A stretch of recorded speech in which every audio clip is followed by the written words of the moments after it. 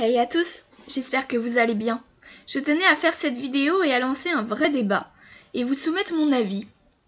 Après avoir ou ravoir suivi la filmographie d'un acteur fétiche, Ian Bailey, que j'ai revu avec un œil extérieur, ça m'a fait réfléchir à une vraie question. Comment reconnaît-on un grand acteur? Pourquoi aime-t-on tel acteur? Ou pourquoi on n'aime pas cet acteur, mais en restant objectif, on le trouve très doué? Comment aimer un acteur ou une actrice, non pas pour sa personne, mais l'apprécier dans chacun de ses films de manière différente? Comment faire la différence entre personnage et acteur? Il y a vraiment une grande différence entre j'adore cet acteur et je le trouve très bon. Dans mes critiques, j'aime très souvent parler du casting. Ça me permet de rester assez objective. Je regarde très souvent un film au départ parce qu'il y a tel acteur ou telle actrice que j'aime par-dessus tout.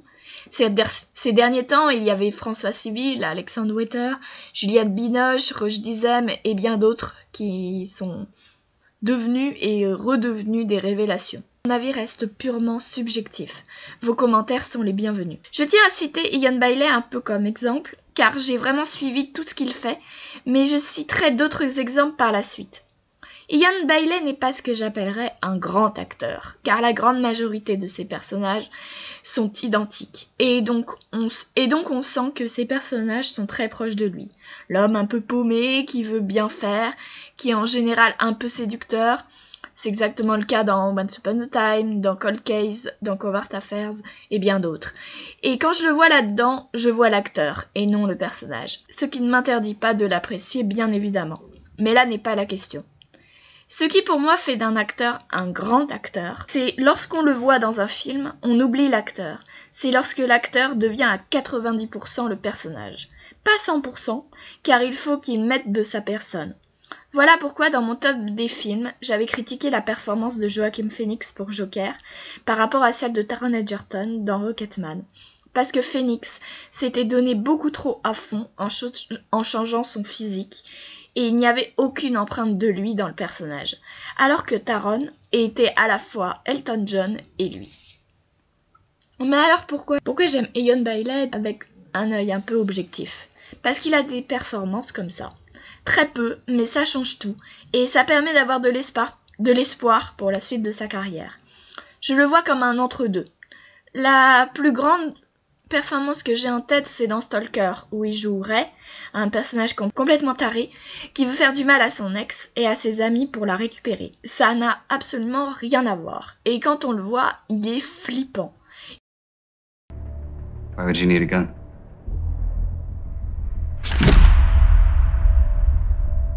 See? Aren't you afraid? A gun is very good for scaring people. Et on oublie complètement le gentil Pinocchio, même en ayant l'habitude de le voir dans d'autres films ou d'autres séries. Et ça, c'est pour moi la caractéristique principale d'un grand acteur, nous faire oublier ses autres personnages.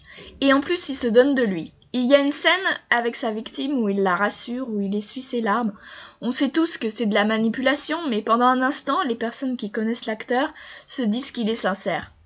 Et j'ai beau détester son personnage dans Ray Donovan, un type ultra arrogant qui bat sa copine et qui veut se battre contre toutes les personnes qui le regardent mal, et pourtant il est excellent, parce que ce n'est pas lui du tout. Mais à part ça, il n'y en a pas beaucoup d'autres qui sortent du lot. C'est pourquoi j'ai très hâte de le voir dans The Stand, qui, dans cette série, je pense, il aura un rôle assez différent. Vous vous dites qu'un grand acteur est pour moi un acteur qui peut jouer tous les rôles, même un rôle qui ne lui correspond pas.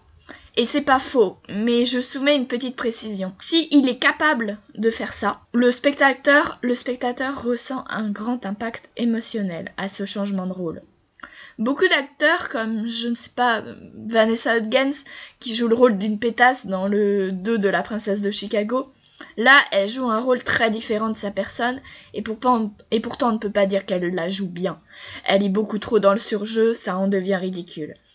Et il y en a plein d'autres, mais là, on rentre vraiment dans la subjectivité et dans le profond ressenti. À l'inverse, je pourrais parler de Jack Nicholson dans Shining, qui certes est excellent, mais ce n'était pas le meilleur choix. Parce que quand il joue Jack Torrance, il ne joue pas son personnage. Il joue du Jack Nicholson, et ce n'est pas forcément digne d'un grand acteur, en tout cas dans ce film. Dans toute sa filmographie, évidemment que c'est un grand acteur. Quand on le voit ensuite dans une comédie romantique, on oublie le mec dingue et fou. Mes deux acteurs préférés français sont Pierre Ninet et François Civil. Mais d'après ma théorie, ce ne sont pas de grands acteurs. Ils font un peu la même chose, mais ça viendra. François Civil, ça a l'air de commencer dans Bac Nord, que on ne pourra pas voir cette année malheureusement. Et Pierre Ninet offre des performances très souvent excellentes, mais je ne peux pas m'empêcher de voir Pierre Ninet et pas son personnage. Mais c'est l'un des acteurs les plus prometteurs du cinéma français depuis maintenant plusieurs années, alors il peut réellement surprendre, j'en suis convaincue. Et ça c'est très personnel, mais j'ai beaucoup de mal avec Brad Pitt pour cette bonne raison. Il joue toujours le type beau gosse encore aujourd'hui, et ça en devient presque lassant. Mais j'ai bien envie de me pencher davantage sur sa filmographie, en particulier avec Ad Astra. Mon avis sur la question a beaucoup changé avec Leonardo DiCaprio. Je le voyais dans Titanic, Roméo plus Juliette, The Great Gatsby, je voyais l'acteur, jamais le personnage. Mais mon avis a changé une fois que j'ai vu Once Upon a Time in Hollywood. Et jamais j'ai eu un tel changement de perception en voyant un acteur que je connaissais si bien pourtant. Il avait une émotion à peine croyable. Cela m'a même ému aux larmes à chaque scène presque. You could be an actor, Rick, not a TV cowboy. You're better than that. Line. Cut! Embarrass yourself like that in front of all those goddamn people. Et j'ai ressenti exactement la même chose avec Jean Dujardin dans J'accuse, avec qui on a tous des a priori, l'acteur comique avec Brice de Nice, mais là, il est sérieux comme pas possible, et comme c'est Jean Dujardin, il est aussi très touchant, et on aime le suivre dans le film. De même pour Vincent Cassel dans Hors Normes que j'ai trouvé très touchant et différent de sa précédente filmographie.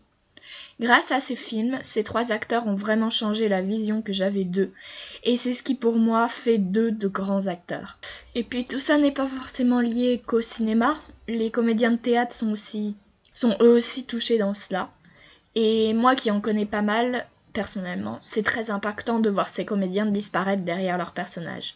J'ai eu l'occasion de ressentir ça avec une humoriste que je connais assez bien maintenant, depuis maintenant quelques années. Je ne sais pas si beaucoup la connaissent, c'est Aurélia Decker. Elle a fait l'émission On ne demande qu'à en rire. Je vous mettrai quelques-unes de ses vidéos en description. Elle a même fait des sketchs avec Pierre Cross et tout. Je l'ai vue jouer des milliers de fois dans des petites et grandes salles. Elle me faisait rire, je la trouvais vraiment douée, etc. Mais pour moi, c'était toujours elle que je voyais. Mais un jour, je suis allée à son spectacle à Sarlat, pas loin de Lyon, et la vision que j'avais d'elle a totalement basculé. Je ne l'avais jamais vue aussi douée, et pendant tout son show, j'ai complètement oublié la femme que je connais personnellement. Elle était devenue pendant 1 heure la star de la soirée. Ce n'est pas forcément simple d'expliquer ça à l'oral, mais quand on ressent d'un coup le grand talent de quelqu'un que l'on connaît très bien, c'est très émouvant. Bon, il y a des tonnes d'acteurs que j'ai jugés assez rapidement comme de grands acteurs, mais je suis plutôt là pour parler des un peu moins connus. J'ai parlé d'Ian Bailey tout à l'heure, mais j'aimerais vous conseiller d'autres acteurs et actrices comme lui, un peu trop sous-estimés, et qui obéissent à cette règle, et que je vous conseille de suivre. Parce qu'on peut ne pas être très connu et être de grands acteurs. Certains que je vais citer sont peut-être encore un peu jeunes, mais j'essaye de les imaginer dans quelques années. Tatiana Maslany, bon, je ne l'ai vue que dans Orphan Black, mais c'est déjà vachement suffisant, parce qu'elle joue dans Orphan Black, elle joue des clones, et elle joue des personnalités toujours très différentes, et parfois, on oublie que c'est la même actrice, et c'est très intéressant à voir.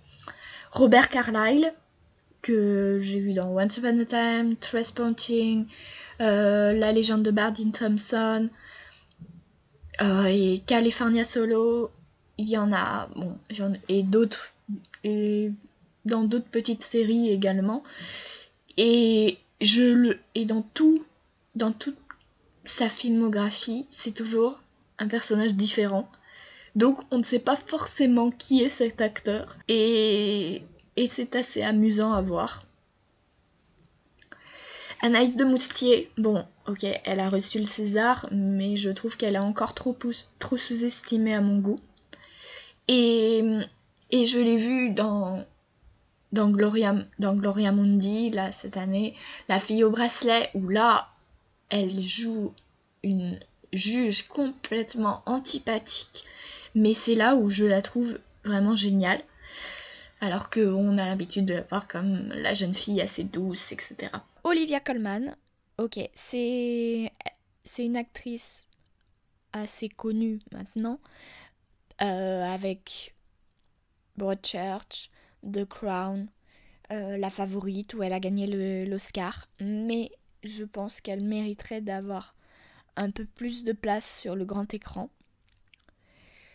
parce qu'elle a une grande personnalité, et je l'adore pour ça. Je la trouve vraiment incroyable dans La Favorite, où là je l'ai totalement oubliée, où elle joue une reine, mais absolument what the fuck, avec une double personnalité, et elle est à mourir de rire, et elle est incroyable. Bon, j'en oublie, mais je vous mets en lien les vidéos de Régé Légorias sur d'autres acteurs dans l'ombre. On aime les acteurs pour d'autres raisons. Sa personnalité, son engagement sur les réseaux sociaux, son physique, sa vie, des films qu'on a vraiment adorés avec lui, etc. Mais moi, je suis avant tout critique et amatrice de films, donc je reconnais vraiment un excellent acteur lorsqu'on l'oublie et qu'il devient son personnage en lui donnant un peu de lui, bien sûr.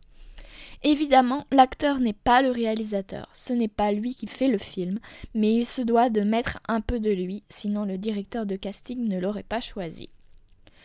Pour un peu d'étymologie, le mot personnage vient du latin qui signifie le masque de l'acteur, c'est-à-dire que le spectateur, comme dans un bal masqué, ne doit pas reconnaître la personne derrière le masque, contrairement à certains humoristes ou acteurs de comédie, qui ne jouent pas un personnage mais leur propre rôle, et ce n'est pas forcément digne d'un grand talent d'acteur. Par exemple, Florence Foresti, Christian Clavier maintenant, Omar Sy dans certains films, mais Artus, par exemple, qui est un excellent humoriste, arrive à se faire disparaître dans le bureau des légendes avec un personnage assez sérieux, et j'adore ça. Je vais finir avec le doublage qui fera office de ma prochaine vidéo, qui là est encore plus strict que dans le cinéma. J'en ai parlé dans ma vidéo Disney, c'est totalement la même chose, sauf que là, il ne doit pas y avoir d'empreinte du comédien de doublage, si ce n'est la voix. La grosse voix de Richard Darbois est certes très reconnaissable, mais il fait beaucoup de nuances, alors que Jamel Debbouze, on le voit doubler physiquement, et on ne voit plus le personnage qu'il double. C'est là toute la différence. Voilà, peut-être que je n'ai pas été assez argumentative, assez précise, mais j'ai simplement voulu exprimer mon avis sur ce qu'on peut reconnaître entre un bon acteur et un grand acteur.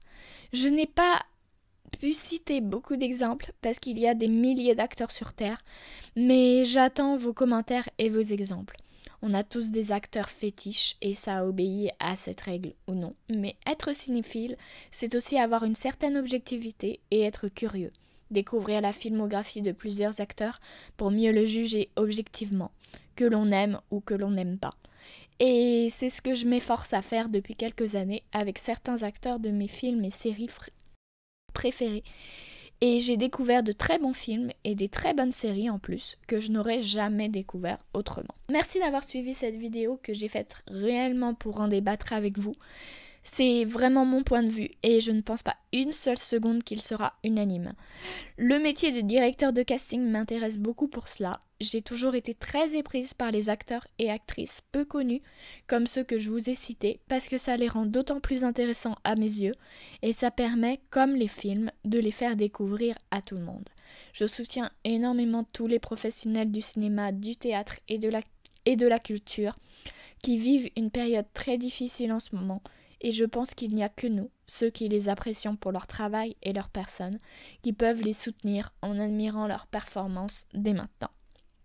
J'espère que cette vidéo un peu atypique vous aura plu. Je n'ai plus qu'à vous dire de voir des films, de prendre soin de vous et à bientôt pour une prochaine vidéo. Ciao.